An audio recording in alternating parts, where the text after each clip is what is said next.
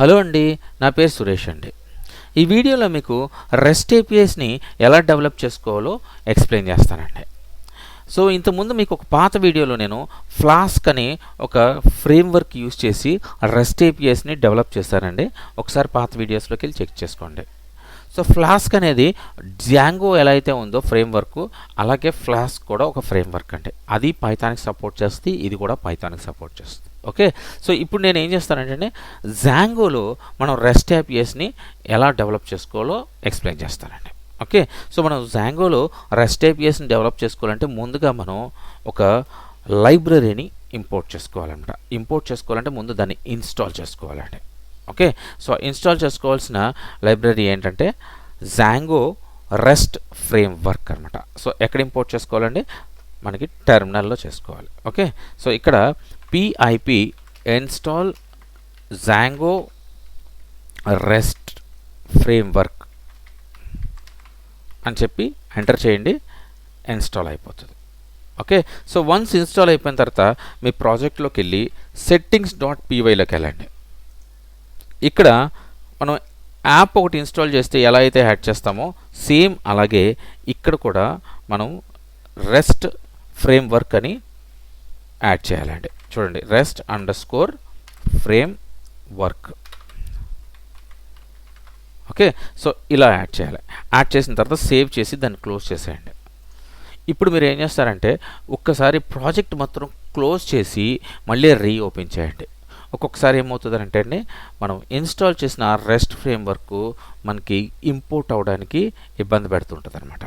So దాన్ని import చేసుకోలేకపోతుంటాం. So అందుకని ఒకసారి రీఓపెన్ చేసుకోండి.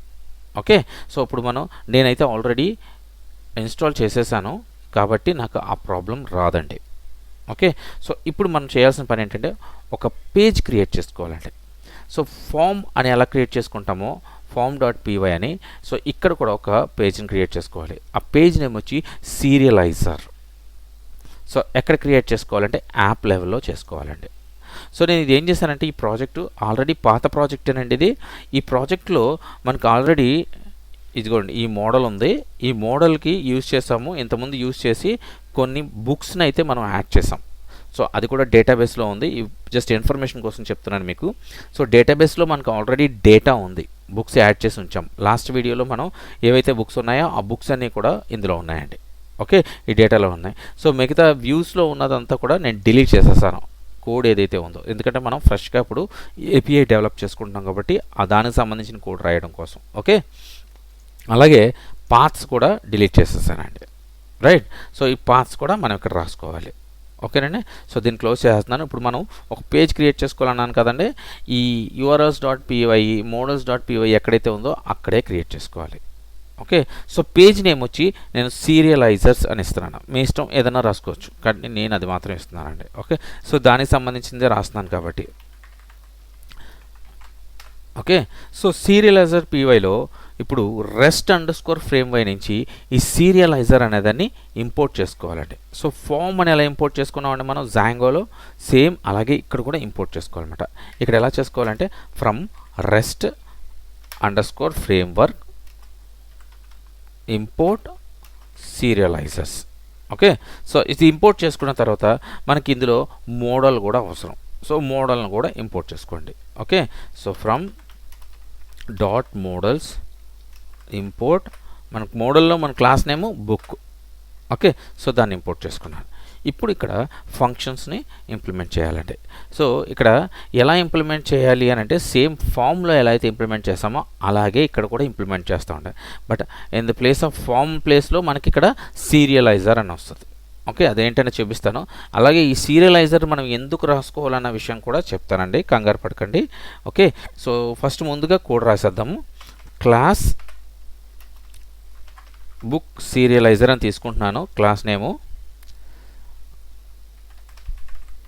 ఓకే, సో దీంట్లో మనం ఇప్పుడు ఇన్హెరిట్ చేయాల్సింది ఏంటంటే అండి, మనం ఫామ్ అయితే ఫామ్ డాట్ మోడల్ ఫామ్ అంటూ ఉంటాయి. ఇక్కడ కూడా సీరియలైజర్ డాట్ మోడల్ సీరియలైజర్ అని పెట్టాలి. ఓకే, ఇన్హెరిట్ చేయాల్సింది సీరియలైజర్ డాట్ మోడల్ సీరియలైజర్, అంతే అండి, సింపుల్. ఓకే, పెద్దగా కష్టపడాల్సిన అవసరం లేదు మనం సీరియలైజర్ కోడ్ క్రియేట్ చేయడానికి. ఓకే, సో దాని తర్వాత మనం క్లాస్ మెటా. ఓకే, సో ఇక్కడ మనం మోడల్ ఇస్తాము. So model equal to book. Okay, దాని తర్వాత fields equal to, so fields ఏవైతే ఉన్నాయో అవి లిస్ట్లో పాస్ చేస్తాము.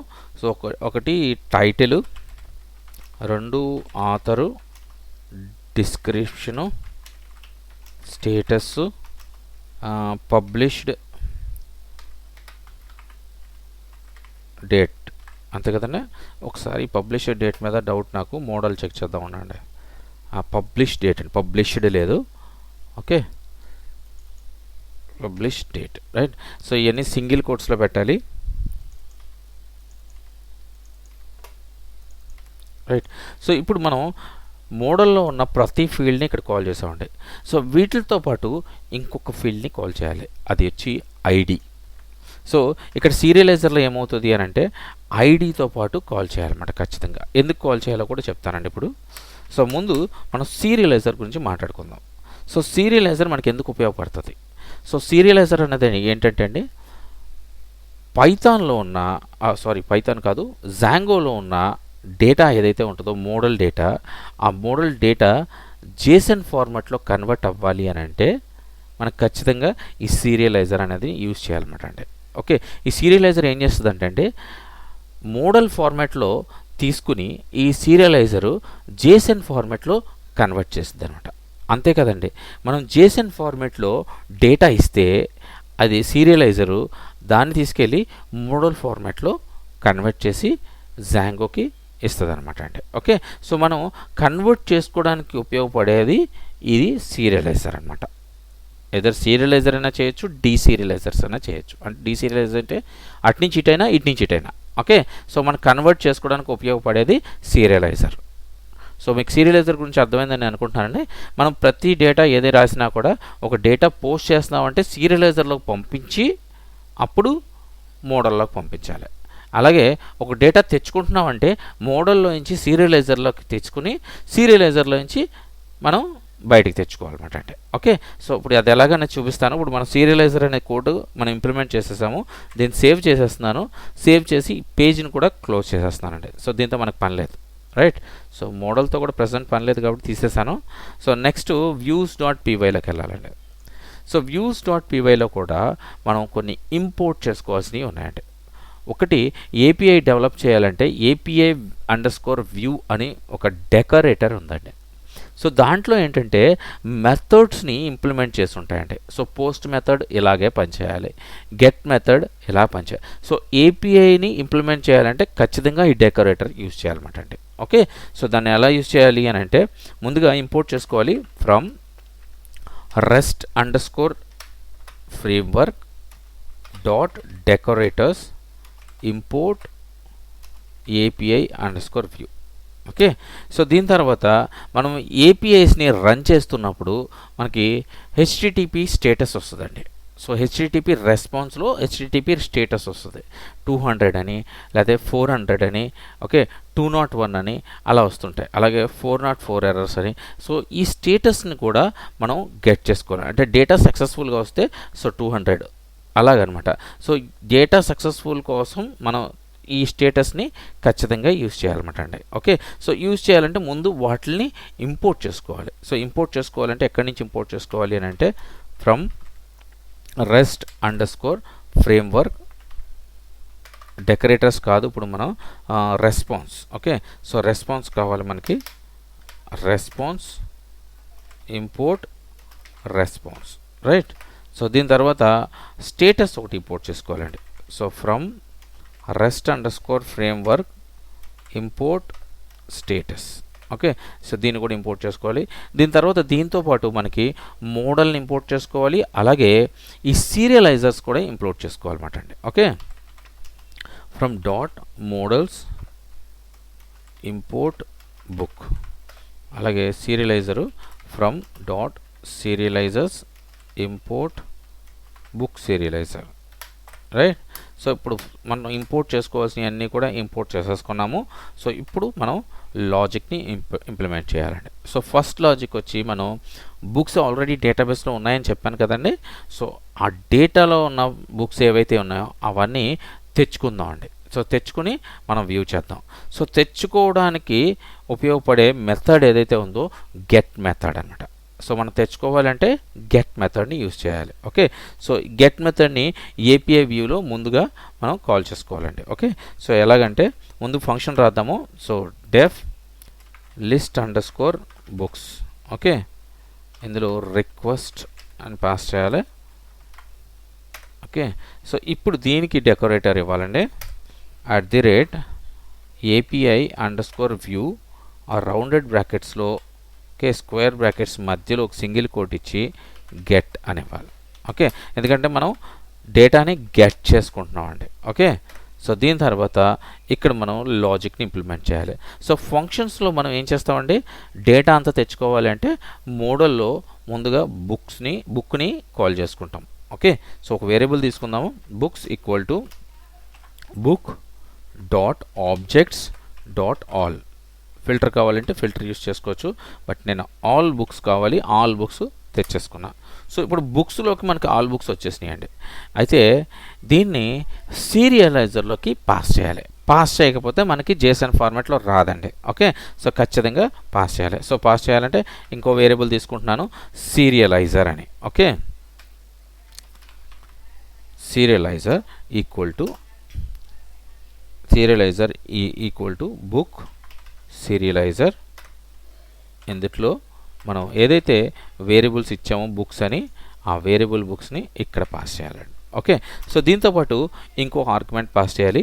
అది వచ్చి మెనీ ఈక్వల్ టు ట్రూ అని. సో ఇది ఎందుకు అని ఒక క్వశ్చన్ రావచ్చు మీ అందరికీ. సో ఎందుకు అంటే మనం బుక్స్ బల్క్గా తెచ్చుకుంటున్నామండి. సో బల్క్గా తెచ్చుకుంటున్నప్పుడు ఈ మెనీ ఈక్వల్ టు ట్రూ అనేది ఇవ్వాలన్నమాట అండి. సో ఒకవేళ సింగిల్గా తెచ్చుకుంటున్నాం అనుకోండి, అలాంటి సమయంలో మనకి ఈ మెనీ ఈక్వల్ టు ట్రూ అవసరం లేదు. అలాగే పోస్ట్ చేసేటప్పుడు కూడా మనం బల్క్గా పోస్ట్ చేస్తున్నాం అంటే ఒక 5-6 పోస్టులు 10 పోస్టులు చేస్తాం అనుకోండి, అప్పుడు కూడా మెనీ ఈక్వల్ టు ట్రూ ఇవ్వాలండి ఈ సీరియలైజర్లో. సో ఇన్ కేస్ ఒకటి పోస్ట్ చేస్తుంటే అవసరం లేదు. సో ఇప్పుడు నేను బల్క్గా ఎన్ని అయితే ఉన్నాయో అన్ని బుక్స్ తెచ్చేసుకోవాలనుకుంటున్నా. సో అందుకని మెనీ ఈక్వల్ టు ట్రూ అని ఇస్తాం అనమాట. ఓకే, సో ఇక ఫైనల్గా మనం రిటర్న్ చేయాల్సింది రెస్పాన్స్. ఓకే, సో రిటర్న్ మనకి రెస్పాన్స్లో రావాల్సిందండి ఏ డేటా అయితే ఉందో ఆ డేటా రావాలి. సో రెస్పాన్స్లోకి మనకు రావాల్సింది సీరియలైజర్ డాట్ డేటా, అది మనకు కావాల్సింది అది. సో ఇప్పుడు దీన్ని బ్రౌజర్లో చెక్ చేస్తామండి. జనరల్గా అయితే పోస్ట్ మ్యాన్లో చెక్ చేస్తాం మనం ఏపీఐని. సో మనం ఇప్పుడు డేటా తెచ్చుకుంటున్నాము. బ్రౌజర్లో కూడా ఎటువంటి మనం పాస్వర్డ్స్ కానీ అంటే ఏపీఐ వ్యూ చేయడానికి ఏ అథెంటికేషన్స్ ఏమీ పెట్టలేదు కాబట్టి డైరెక్ట్గా మనకి వ్యూ అవుతుంది.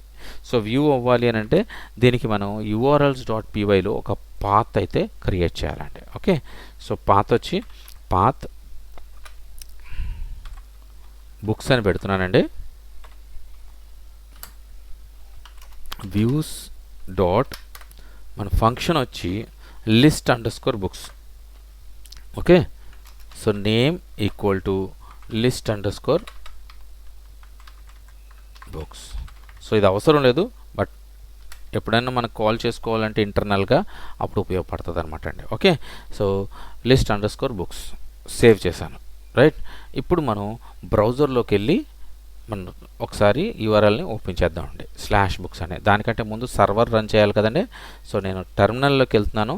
సో టెర్మినల్లో python manage.py run server. Okay, server run అయిందండి. దీన్ని ఓపెన్ చేద్దాం. ఎస్, ఓపెన్ చేశాను.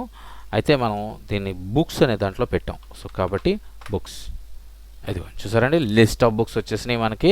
ఇక్కడ చూడండి గెట్ మెథడ్, ఇదిగోండి గెట్ మెథడ్ జేసన్లో వచ్చినాయి మనకి, జేసన్ ఫార్మాట్లో వచ్చింది. ఓకే, గెట్ మెథడ్ ఇక్కడ చూసారా HTTP 200 okay. Right, so content type వచ్చేసి అప్లికేషన్ జేసన్ కంటెంట్ టైప్లో వచ్చింది మనకి. ఓకే, సో ఇక్కడ చూడండి ప్రతి ఇది కూడా బుక్, ఇంతకుముందు వీడియోలో ఈ బుక్స్ అని మనం పోస్ట్ చేసాము, ఆ డేటా అంతా కూడా కంప్లీట్గా మనకి ఏపీలో వచ్చేసింది. రైట్. సో దీన్ని తీసుకుని మనం ఒకవేళ ఆండ్రాయిడ్ యాప్స్లో లేదా ఐఓఎస్ యాప్లో లేదా ఇంకొక చోట ఎక్కడికైనా మనం వాళ్ళకి పాస్ చేస్తే ఈ డేటాని అలాగే మనం ఇంప్లిమెంట్ చేసుకుంటారనమాట అండి. ఓకే. సో ఇప్పుడు గెట్ ఏపీఐని ఎలా డెవలప్ చేసుకోవాలి ఫంక్షన్ యూజ్ చేసి అనే విషయం మీకు అర్థమైందని అనుకుంటున్నానండి. సో నెక్స్ట్ వీడియోలో మీకు ఒక డేటాని ఎలా పోస్ట్ చేయాలి అది కూడా పోస్ట్ మ్యాన్లో చూపిస్తానండి. సో పోస్ట్ మ్యాన్లో డేటాని ఎలా పోస్ట్ చేసుకోవాలి, ఈ ఫంక్షన్ని ఎలా క్రియేట్ చేసుకోవాలన్న విషయాన్ని చూపిస్తానండి. అంతేకాకుండా ఒక సింగిల్ బుక్ని మనం ఎలా గెట్ చేసుకోవచ్చు, అలాగే అప్డేట్ ఎలా చేసుకోవచ్చు, డిలీట్ ఎలా చేసుకోవచ్చు, ఈ విషయాలు కూడా తెలుసుకుందామండి. ఓకే. సో ఈ హెచ్టిటిపి రెస్పాన్స్లు కూడా మనం ఎలా ఇవ్వాలి, ఈ స్టేటస్ కోడ్లు ఎలా చూపించాలన్న విషయాలు కూడా మీకు చెప్తానండి. ఓకే. సో ఇప్పటి వరకు మీకు చెప్పిందంతా కూడా అర్థమైందని నేను అనుకుంటున్నానండి. సో ఇన్ కేస్ మీకు ఇందులో ఎనీ డౌట్స్ ఏమైనా ఉంటే కూడా దయచేసి కామెంట్ చేయండి. ఓకే. సో నెక్స్ట్ వీడియోలో మీకు క్రియేట్ బుక్, అలాగే అప్డేట్ బుక్, డిలీట్ బుక్, అలాగే ఒక సింగిల్ బుక్ని గెట్ చేసుకోవాలన్నా ఎలా తీసుకోవాలన్న విషయాన్ని చెప్తానండి. ఓకేనండి. బాయ్ అండి.